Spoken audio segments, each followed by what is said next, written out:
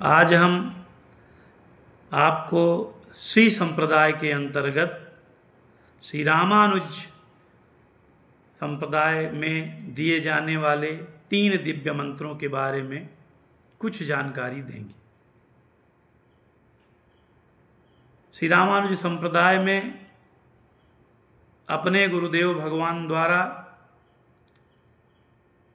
अपने श्रवण कान में जो मंत्र शिष्य प्राप्त करते हैं वे कुल 3 मंत्र होते हैं। पहला मंत्र मंत्राज है, जो अष्टाक्षर मूल मंत्र है,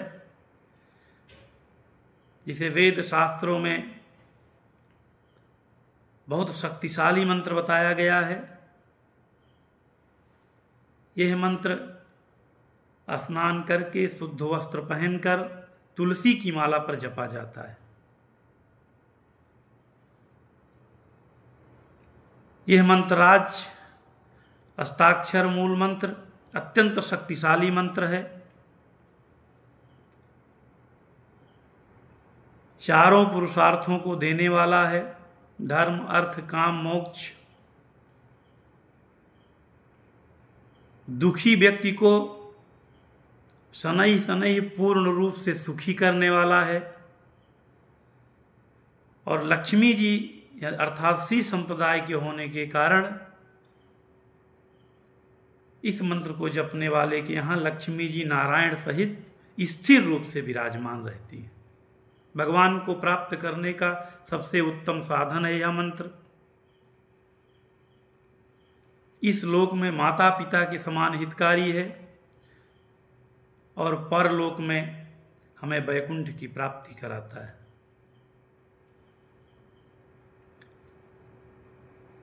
मनुष्य अपने विचार, अपने जिह्वा से इस मंत्र का बहुत अधिक बखान नहीं कर सकता, क्योंकि यह मंत्र अनंत है, अनंत महिमा वाला है। दूसरा मंत्र शरणागति मंत्र दिया जाता है, जो चलते फिरते उठते बैठते ऑफिस में काम करते हुए, मित्रों के साथ बैठे हुए, मोबाइल देखते समय, टीवी देखते समय, किसी भी अवस्था में शरणागति मंत्र जप सकते हैं। गृहस्थों के लिए बहुत ही उपादेय है। इस मंत्र में स्नान करके जपे न करके जपे कोई कंडीशन नहीं है। यह मंत्र भी क्योंकि किसी भी अवस्था में जपा जा सकता है, इसलिए जपने में सरल है। और जाने अनजाने दिन भर यदि हम इस मंत्र को जपने का अभ्यास बना लेते हैं तो यह मंत्र कई हजार नाम भगवान के जपने में सहायक सिद्ध होता है। और तीसरा मंत्र चरम मंत्र कहलाता है, जो गीता के 18वें अध्याय के 66वें श्लोक में है। एक बार दिन भर में पढ़ना चाहिए। अब इस मंत्र की उत्पत्ति कैसे हुई थी, कहां से प्रकट हुआ था, ये जानिए। पहला मंत्र मंत्राज अष्टाक्षर मूल मंत्र। सर्वप्रथम बद्रीनारायण क्षेत्र में भगवान बद्रीनाथ जी ने अपने भाई नर को दिया था,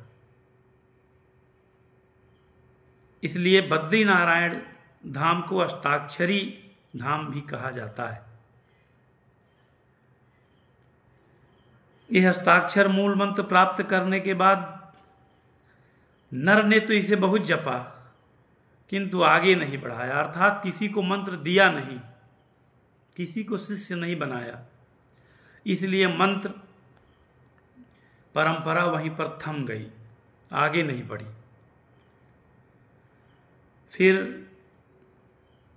दूसरा मंत्र शरणागति मंत्र। वैकुंठ धाम में भगवान वैकुंठनाथ ने वैकुंठवल्ली महालक्ष्मी जी को दिया।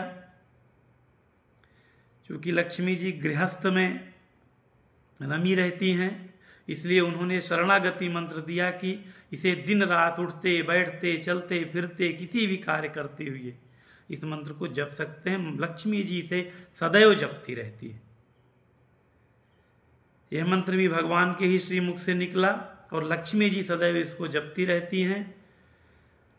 किंतु लक्ष्मी जी ने कोई शिष्य नहीं बनाया और इसे यह मंत्र किसी को दिया नहीं, इसलिए यह मंत्र भी, यह परंपरा भी वही थम सी गई। और तीसरा मंत्र, द्वापर में भगवान गीता का उपदेश देते समय भगवान कृष्ण ने अर्जुन को दिया। अर्जुन ने भी उसे तो खूब जपा, लेकिन किसी को शिष्य नहीं बनाया, इसलिए यह मंत्र भी, यह परंपरा भी वहीं पर थम गई।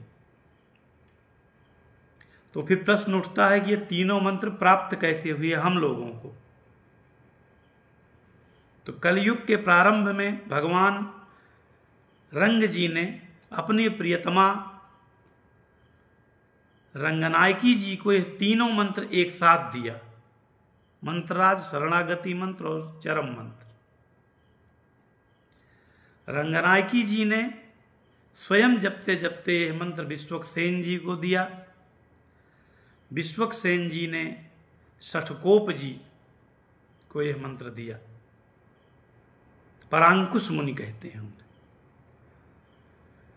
किंतु षठकोप मुनि ने यह मंत्र आगे नहीं बढ़ाया, अर्थात किसी को शिष्य नहीं बनाया, तो यह परंपरा फिर वहीं रुक गई। लगभग 3-3,500 वर्ष बाद नाथ मुनि जी ने अलवर नामक स्थान पर 10,000 पाठ करके पूर्ण किया। तो लक्ष्मी जी ने कलयुग के इस नास्तिकवाद में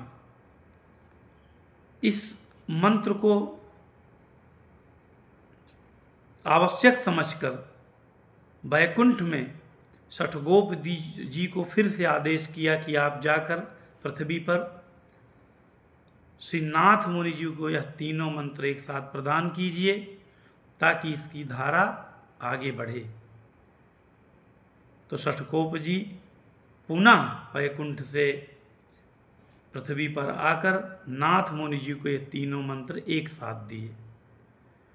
फिर नाथ मुनि जी से ये तीनों मंत्र की परंपरा अविच्छिन्न रूप से गुरुदेव भगवान के श्रीमुख से शिष्य के कान से प्रवाहित होती हुई हम लोगों तक और हम लोगों से शिष्यों तक पहुंच रही।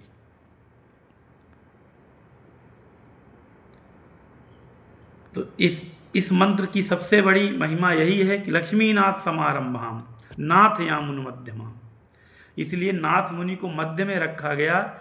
लक्ष्मी जी को पहले, लक्ष्मी जी से प्रारंभ हुआ यह मंत्र और भगवान के श्रीमुख से निकला हुआ यह मंत्र अत्यंत उपादेय है और प्रत्येक व्यक्ति को वैष्णव बनकर इस मंत्र को ग्रहण करना चाहिए, क्योंकि बिना वैष्णव बने इस शरीर को छोड़ने में हानि ही हानि है। यह मंत्र समस्त भौतिक सुखों को देने के साथ साथ वैकुंठ धाम में पहुंचाने की गारंटी लेता है। तो आज हमने आपको श्री संप्रदाय के बारे में यह जानकारी दी। किसी दिन हम आपको भगवान रामानुज के बारे में बताएंगे कि श्री संप्रदाय में भगवान रामानुज संप्रदाय के नाम से यह संप्रदाय क्यों जाना जाता है। श्री राधे। जय श्रीमन।